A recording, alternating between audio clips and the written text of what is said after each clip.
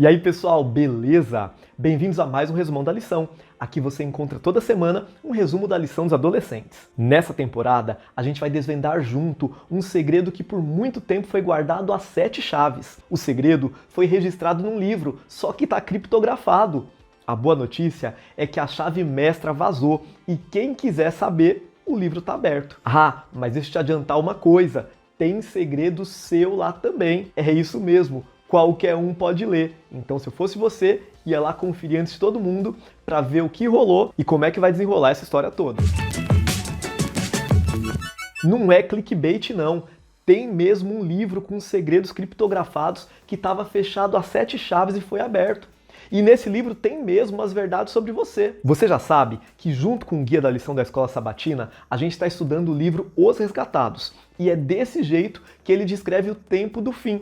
Nessa temporada, a gente vai terminar esse livro e ver tudo o que está para acontecer até Jesus voltar e a guerra entre dois mundos que a gente está vivendo acabar. Na temporada passada, a gente viu como muitos cristãos foram provados pelo fogo, foram perseguidos e muitos até desanimaram. Mas a gente descobriu que quem não desanimou foi justamente quem conhecia a Bíblia e preferia viver a vontade de Deus do que a própria vontade. Essa semana, a gente descobriu que quem confia em Deus vive uma experiência nova e isso é sobre você, é sobre a sua vida. A gente pode agora olhar para trás e vai ver que desde sempre, toda vez que alguém conheceu a Jesus de verdade, essas pessoas foram transformadas. Elas abriram mão do que elas mesmas queriam para fazer o que Deus esperava que elas fizessem.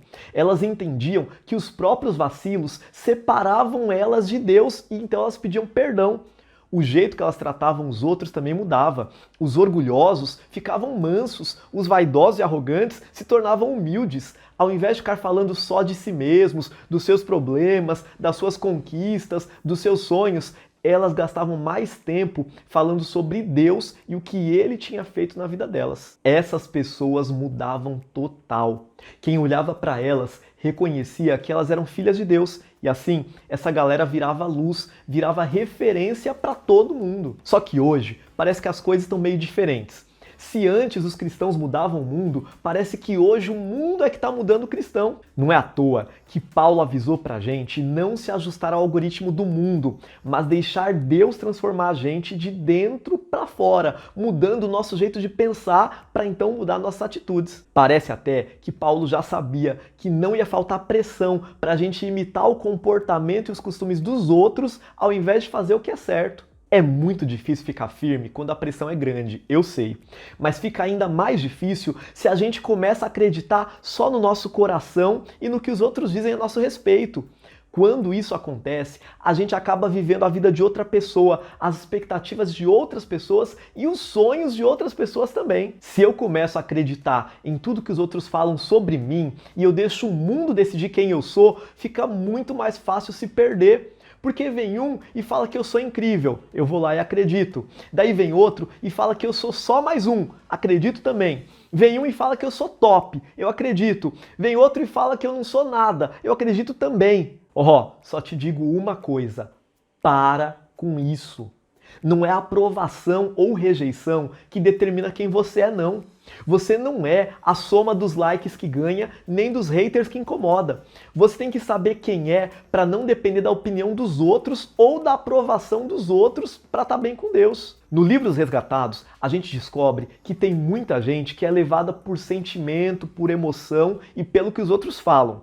Mas quem realmente conhece a Deus não vai na onda dos outros, nem é guiado só por emoção, não. Um exemplo clássico de um adolescente que se conhecia bem, mas também conhecia a Deus e usou isso para vencer os desafios da vida, foi Davi. Ele era um adolescente ainda, mas já sabia o que ele queria da vida e o mais importante, sabia o que Deus queria da vida dele. Se você prestar atenção na história, vai ver que antes de derrubar Golias, Davi já tinha vencido os insultos e a inveja do seu irmão mais velho, Eliabe. Ele já tinha vencido a descrença e o medo de Saul, que por medo quis colocar medo nele também. Só daí é que ele venceu o gigante. Mas tudo isso porque ele decidiu deixar Deus controlar a vida dele e não a aprovação ou desaprovação dos outros. Ele não era guiado pela multidão, ele era guiado por Deus. Davi fazia o que era certo, não o que o algoritmo mandava. Ele queria a aprovação de Deus, não dos seus seguidores. O medo dele era de desagradar a Deus, não os haters. Davi conseguiu ser fiel a quem ele era, porque ele sabia quem ele era e o que Deus queria que ele fosse. Davi só mudou a história porque ele não estava tentando esconder quem ele era, não estava tentando se conformar com os padrões do mundo ou ser quem não era para agradar os outros. Davi mudou a história porque ele foi quem Deus queria que ele fosse. E você? Tá sendo quem Deus te fez para ser? Então escreve aqui nos comentários, eu sou. Quer também ser luz e fazer a diferença na vida de alguém aí perto de você? Então compartilha esse vídeo com uma pessoa e fala para ela assistir até o final. Deus te abençoe, um grande abraço e fui!